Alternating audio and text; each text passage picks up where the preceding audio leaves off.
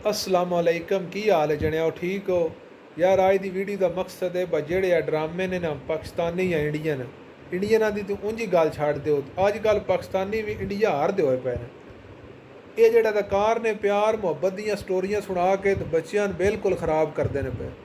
100% नहीं तो 95% जोड़ा साडा माशरा है ना वो ड्रामे वेख के खराब हो रहा है।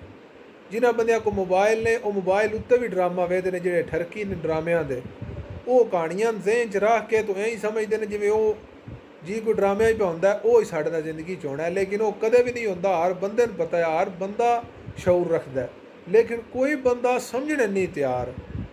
लड़कियां जवाना या लड़के वो ड्रामिया दियाँ हिस्टरियाँ या कहानियां दियाँ ज़हन च रख के ते प्यार कर पाते हैं। तो प्यार कोई नहीं होंदा सिर्फ जिसम की हद तक होंदा है। वो जिसम नूं इस्तेमाल करके उस तो बाद प्यार ख़त्म। फिर वो प्यार ख़त्म हो जाता है तो एक बंदा ना वो लड़की तो लड़का ख़राब नहीं होंगे पूरा पूरा टब्बर इस दी जद च आ जाता है। एक निक्की जी गलती ने शुरू में कंट्रोल ना करना बाद विच बहुत ज़्यादा नाकामी का बायस बनता है। टब्बरां दे टब्बर आपे भेड़ जाते हैं वैर बन जाते हैं। साडे मंडी में कोई काम उंज ही उतां चढ़े है।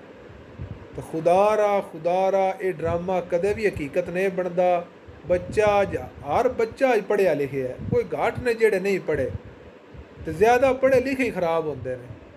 तो इन्होंने ड्रामिया सिर्फ ड्रामा ज़हन च रख के वेख्या करो। ये कदे भी तुहाडी जिंदगी की हकीकत नहीं बन सकता। तो ना बनाने की कोशिश करया करो। काम वो ही होना है जो तुहाडे माँ प्यो ने करना है।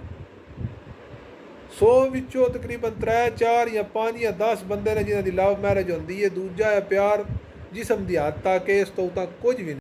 वीडियो अगे ही बहुत लंबी हो गई है तो मेरी अपील है पाकिस्तानी प्रोड्यूसर ने बाय इंडिया की नकल ना करो। अच्छियाँ अच्छियाँ कहानियाँ बनाया करो माशरे ख़राब ना करो। तो अपील ही मेरे आख्या ना किसे रह जाना तो ना किसे वेखने छड़ देने तो ना किसे प्यार करना छड़ देना।